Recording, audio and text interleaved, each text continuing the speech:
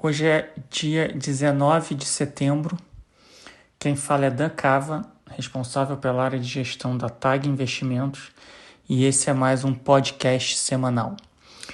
Acho que vamos manter o padrão de falar um pouco sobre cenário econômico e fazer o link para o que está acontecendo nos mercados, levando em conta que a gente teve uma semana de volatilidade bem mais elevada e finalizamos a semana numa toada bem mais negativa, especialmente para os ativos locais. Então, antes de entrar no detalhe de Brasil e de dinâmica de mercado, queria tentar fazer um apanhado geral sobre o cenário econômico e aí então a gente passa para fazer o link para mercados e o que a gente espera de cenário base, o que esperar para frente.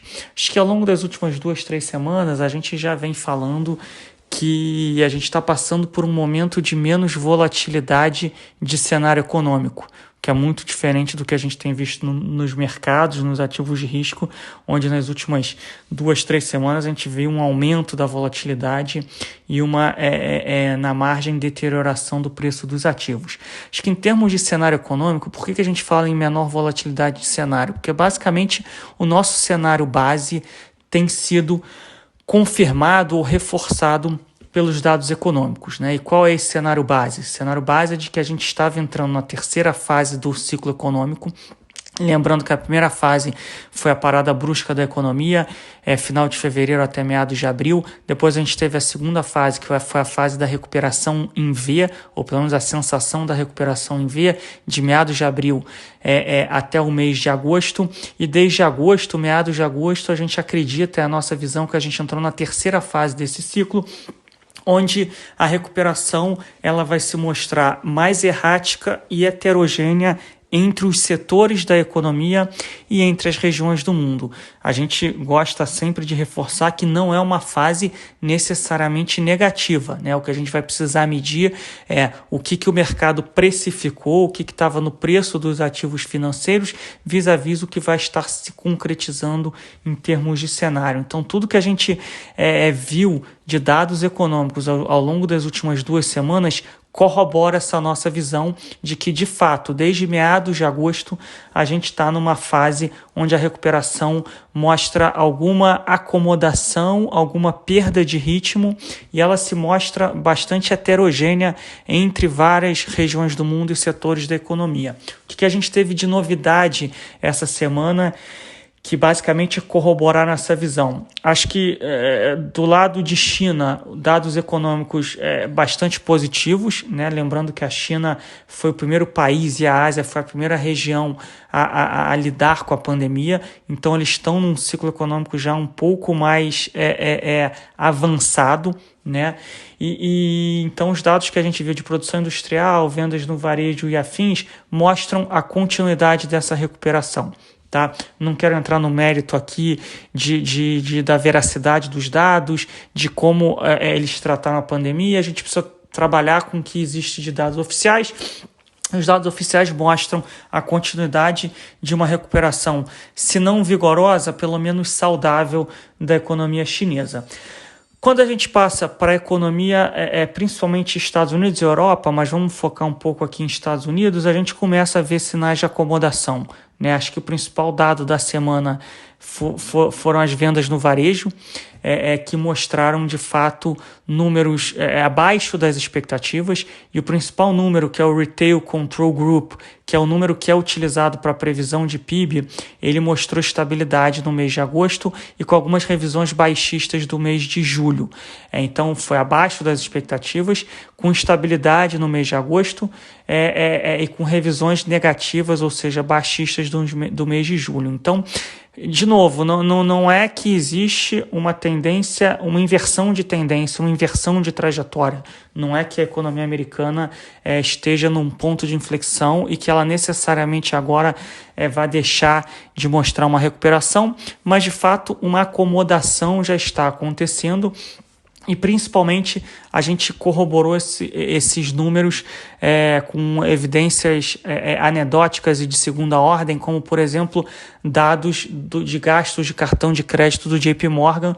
JP Morgan é um dos maiores bancos de varejo americano, e os dados de gastos com cartão de crédito, que são bastante representativos na economia americana, também mostram esses sinais de acomodação ao longo das últimas 2-3 semanas, corroborando os dados de vendas no varejo. Quando a gente fala em Europa, a gente também começa a ver alguma acomodação, principalmente em países como Espanha e França, que são países que estão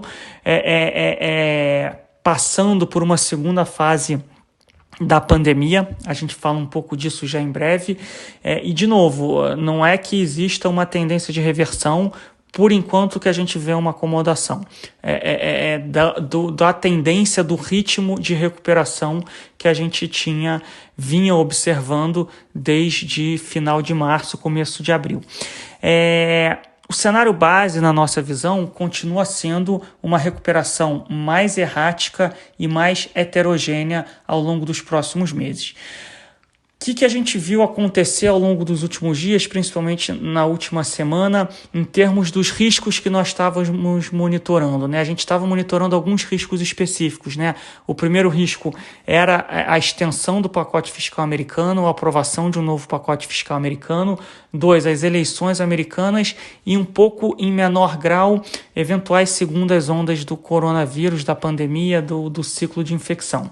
Vamos falar um pouco sobre cada um deles aqui, e não é que eles tiveram um aumento de probabilidade, mas, por outro lado, a gente não teve nenhum endereçamento estrutural de nenhuma dessas questões, e talvez isso, aliado a um quadro técnico menos saudável, a preços e valuations esticados, esteja gerando essa maior incerteza, essa maior volatilidade no preço dos ativos, que, de novo, a gente já vinha alertando há algumas semanas de que isso poderia acontecer.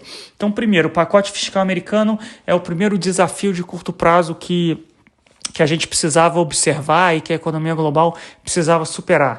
Não parece haver um acordo e uma disposição política entre os republicanos e os democratas em chegarem a um acordo de curto prazo para um novo pacote fiscal. Se isso não acontecer, pode ser que, passado 1 ou 2 semanas, esse pacote ele não tenha mais tempo hábil politicamente de ser aprovado esse ano e fique para o ano que vem. Qual o grande problema em relação a isso? Você ainda tem uma massa de desempregados e desamparados na economia americana muito grande. Se você diminui substancialmente essa rede de proteção social que foi criada na economia americana, com os pacotes fiscais que foram aprovados lá em abril, maio, e depois que foram estendidos via ordem executiva pelo presidente Trump, você tem o que a gente chama de abismo fiscal. Você tem uma perda grande de renda e necessariamente isso vai ter um efeito negativo sobre o crescimento e principalmente sobre os gastos da população que vinham sustentando essa recuperação, e a gente vinha observando em vendas no varejo, vendas das varejistas online e afins. Então, esse é um risco grande e que, conforme o tempo passa e ele não é endereçado, claramente aumenta-se a probabilidade de você ter um problema, pelo menos de curto prazo. O tamanho do impacto econômico ele é tão grande e tão rápido e tão acentuado que acho que o mercado não embutia probabilidade quase que nenhuma de acontecer, porque racionalmente não faz sentido, mesmo politicamente, você deixar esse tipo de coisa acontecer.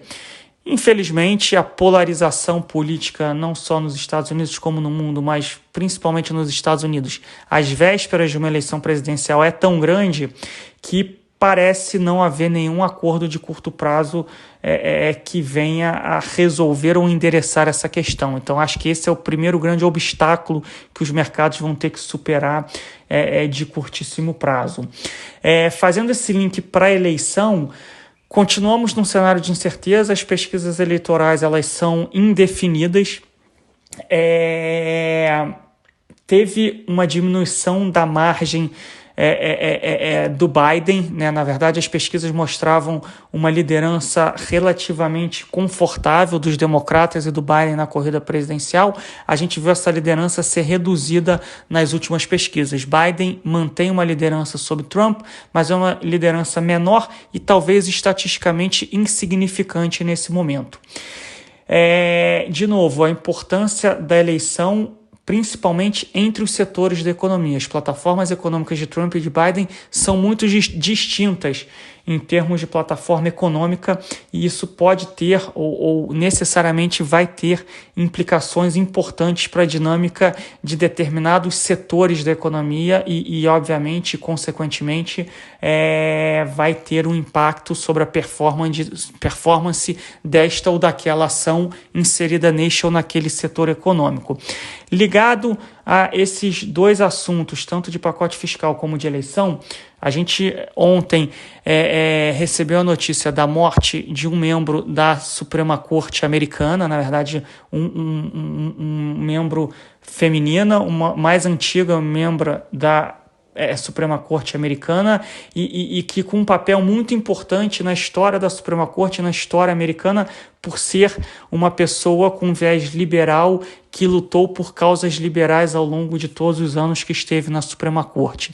Desde que o anúncio da sua morte, do seu falecimento veio à tona, já criou-se uma disputa política em torno de como será feita a nomeação para a pessoa que irá suceder essa vaga na Suprema Corte, e já existe uma briga política se isso tem que ser feito antes ou depois da eleição, se essa indicação tem que ser feita pelo presidente atual ou pelo próximo presidente. Certamente isso vai gerar mais um vetor de ruído para as eleições e para os mercados, e dada a polarização recente do mundo, é fundamental nós mantermos uma atenção especial em relação a isso. Outro tema importante tem sido a postura mais agressiva de Trump com relação aos parceiros comerciais, especialmente a China. A gente vem reforçando aqui sequencialmente que Trump vinha mostrando que ele ia voltar para a sua plataforma da sua primeira campanha, que era se apoiar muito em melhora do crescimento, melhora do preço dos ativos financeiros, melhora da bolsa e uma postura mais agressiva com relação aos parceiros comerciais. Então, de fato, ele tem tentado aglutinar a sua base em torno desses temas e vem adotando medidas mais agressivas comercialmente com relação à China.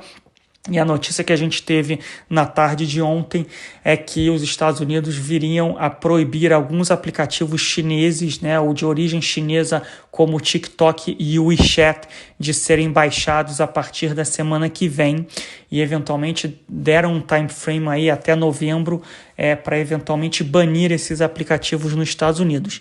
A China rapidamente já contra-atacou, então as notícias de hoje são de que a China também divulgou uma lista, não uma lista, mas diretrizes mais amplas de que pode adotar posturas semelhantes com relação a empresas americanas. Então acho que no tocante à eleição e pacote fiscal, o que a gente teve foi um aumento das incertezas, a ausência de um endereçamento e quanto mais o tempo passa e menos mais dúvidas nós temos, é natural que a gente tenha um cenário de mais volatilidade nos mercados, especialmente em um momento em que os ativos financeiros vieram de uma trajetória aí de praticamente 5 meses de alta rápida, acentuada e ininterrupta, tá? O último grande tema que a gente vinha dando um pouco menos de atenção e que as notícias das últimas 48 horas me surpreendem um pouco é a pandemia. Qual vinha sendo aqui a nossa visão em relação à pandemia? Segunda onda era inevitável, é natural, esse vírus ele tem um ciclo meio que natural, mas a sociedade ela estaria mais preparada para lidar do ponto de vista de protocolos de prevenção, que hoje são mais claros, uso de máscara, distanciamento social e etc., protocolos de tratamento e a perspectiva de uma vacina aí na virada do ano que pudesse pelo menos começar uma vacinação em massa da população mundial. O que a gente tem visto acontecer? De fato, a segunda onda ela já existe há 2 ou 3 semanas, principalmente na Europa, e é natural a gente esperar que ela volte também em algumas regiões dos Estados Unidos, infelizmente em algumas regiões do Brasil. E até agora, eles vinham tratando de fato com protocolos de tratamento, medidas de prevenção, mas sem se falar em grandes quarentenas ou grandes lockdowns, dado a maior preparação da sociedade, do sistema de saúde e afins. Nas últimas 48 horas, temos notícias de alguns países voltando a falar em eventuais lockdowns, principalmente na Inglaterra. Já se fala num novo lockdown, se a situação não ficar mais branda nos próximos dias. A Espanha anunciou medidas bastante restritivas em algumas regiões de Madrid, não é em Madrid inteira, mas em algumas regiões de Madrid, que afeta 850 mil pessoas, perto de 1 milhão de pessoas. A situação na França parece bem complicada, a gente teve 13 mil novos casos divulgados ontem, pode ser um blip pontual, mas a gente tem que entender um pouco isso. Então, na nossa visão até aqui, essa segunda onda, ela obviamente queria afetar o crescimento, não tem como não afetar, porque mesmo pontualmente, localizadamente, você precisa atuar, mas que a gente não teria um impacto como a gente teve em março. A gente mantém essa visão, porque eu acho que seria muito custoso economicamente, politicamente, socialmente, você fazer lockdowns e quarentenas generalizados, especialmente diante de tudo que a gente sabe já em relação ao vírus hoje, como a gente aprendeu a lidar com ele e a tratá-lo. Mas me espanta bastante essas notícias /rumores de que alguns países voltam a falar ou cogitar medidas mais agressivas no sentido de lockdown. Então, acho que fazendo aqui um somatório geral das coisas, é um ambiente de mais incerteza. Claramente implica em um ambiente de maior volatilidade para os ativos financeiros, para as bolsas, e é o que a gente tem visto acontecer aí ao longo das últimas semanas. Fazendo um link aqui para o Brasil, e aí eu já falo um pouco mais de mercado, como a gente encerrou a semana. O Brasil, obviamente, está inserido nesse contexto global. A pandemia tem um ciclo muito parecido em qualquer lugar do mundo, então a gente vinha numa dinâmica mais positiva em relação à pandemia. A gente continua, mas acho que a gente teve algumas reaberturas maiores em mais regiões do país, a gente teve alguns feriados prolongados, então não me espantaria se nas próximas 2 semanas a gente começar a ler e ouvir um aumento do número de casos, assim como a gente viu acontecer ou está vendo acontecer na Europa. A implicação disso, obviamente, vai depender muito de como a classe política aqui vai agir, vai atuar. Acho que é inevitável que a gente tenha um impacto sobre o crescimento de curto prazo. Esse impacto vai ser maior ou menor dependendo da forma como a classe política e a sociedade vai lidar com o problema e de quão preparados nós brasileiros vamos estar para lidar com esse problema, tá? Por enquanto, infelizmente, ainda é um grande ponto de interrogação. O outro grande tema no Brasil é o tema fiscal. A gente vem falando isso quase que semanalmente. Repito, o mercado é passageiro, o fiscal é o piloto, e a gente ainda não tem uma definição de qual a direção que o Executivo mais o Congresso vão resolver tomar em relação à dinâmica fiscal brasileira. Por enquanto, a gente continua naquele cenário de estarmos no meio do caminho. A gente nem tem certeza que o Brasil vai entrar numa rota de prosperidade, de reformas econômicas, e a gente nem abandonou as esperanças de que algumas reformas vão ser feitas. Nosso cenário base continua sendo que a gente vai continuar no meio do caminho. Então, sempre que a gente achar que o Brasil vai se tacar no precipício, vai vir alguém, vai levantar a mão e vai falar, veja bem, não é bem assim, vamos fazer uma reforma aqui, outra ali. E quando a gente achar que o Brasil vai virar a Suíça, também vão lembrar para a gente que isso aqui é Brasil, e aí o Congresso, o Executivo vão propor ou aprovar alguma medida que desabone esse cenário de que o Brasil virou um país desenvolvido. Então, acho que o cenário base vai continuar sendo esse para o Brasil, ciclos muito mais curtos e muito mais acentuados, tanto ciclos econômicos quanto ciclos de apreciação ou depreciação de preços de ativos financeiros brasileiros, tá? Sexta-feira ontem foi um dia bastante negativo para câmbio, bolsa e juros no Brasil, depois de uma semana já que não tinha sido também muito positiva. Não teve nada muito específico, acho que o movimento de ontem teve um pouco desse ruído em relação ao financiamento da dívida pública local do Brasil, tá? O Tesouro ele precisou diminuir o leilão que ele faz semanalmente. mesmo com essa redução, o mercado se acalmou 2 dias e depois degringolou. O mercado de fato está pedindo mais prêmio para o Brasil emitir. O problema é que a gente até o primeiro tri do ano que vem tem aí 500, 600 bilhões de dívida vencendo que precisam ser roladas e parece que tem um ruído em relação à rolagem dessa dívida e ao prêmio que o mercado está pedindo para que essa dívida seja rolada.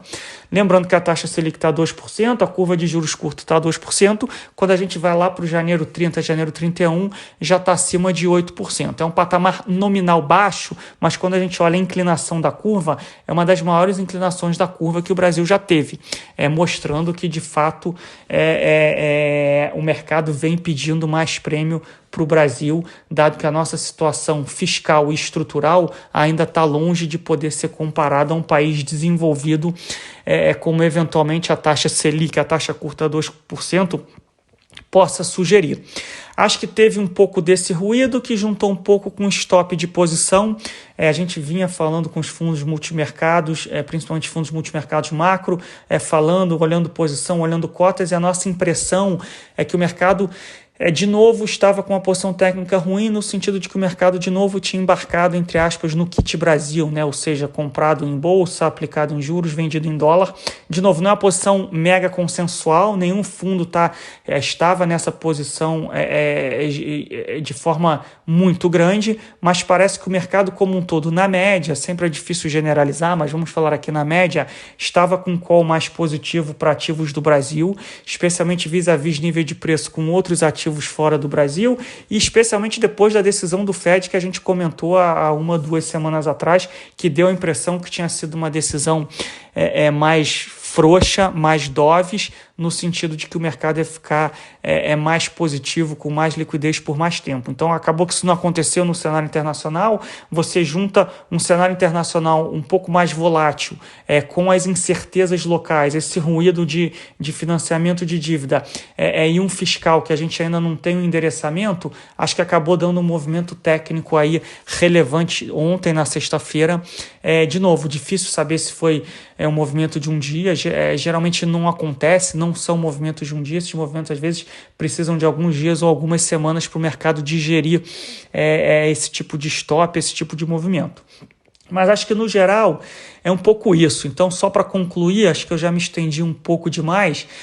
Nossa visão continua sendo uma visão de que esse segundo semestre vai ser um segundo semestre mais desafiador, de mais volatilidade, não necessariamente mais negativo. Acho que ele só é mais negativo porque os mercados tinham subido muito e muito rápido, muitos ativos tinham ficado tecnicamente mal parados, a posição técnica tinha ficado ruim e com preço e valuations, entre aspas, esticados e que talvez não se justificassem pelo cenário de curto prazo. Quando a gente entra num ambiente que de fato corrobora essa visão, a gente tem alguma acomodação, alguma realização de lucros. Acho que a gente pode imaginar que esse movimento continue por alguns dias, meses ou semanas, semanas ou meses.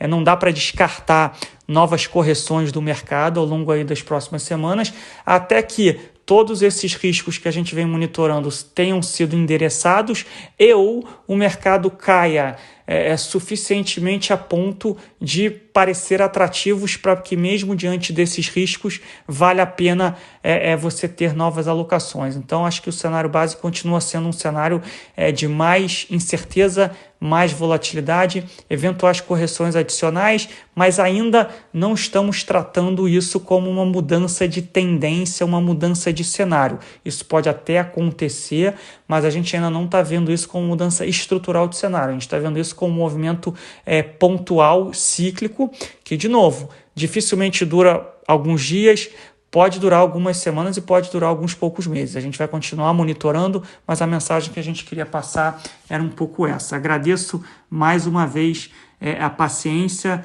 de vocês, a audiência, e desejo uma boa semana.